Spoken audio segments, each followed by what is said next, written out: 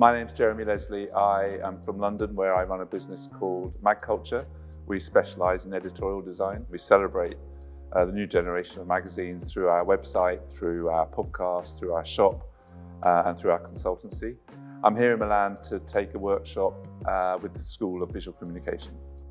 What we've been doing in the workshop this week is encouraging the students to address the materiality and the tactile qualities, the physical properties of the printed magazine, to help them celebrate, like we do at magCulture, the physical aspects of the magazine, but also the heart of the excitement about editorial design is that this is where graphic design, visual communication as we know it, first established itself, and this is where it came from, where it was born.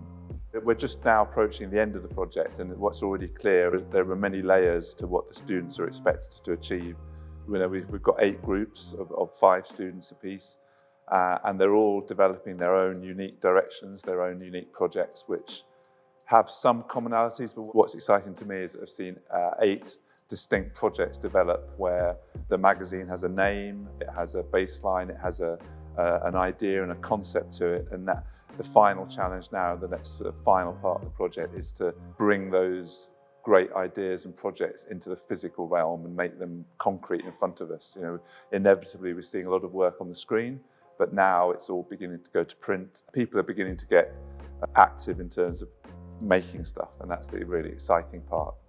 The end game is to produce a magazine, not a whole magazine, but produce something that convinces me and the other professors that there's more than just an idea in their heads. So we're looking for a front cover and a logo, and obviously not a whole magazine in one week, but representative pages and a sense of what the physical final thing will look like.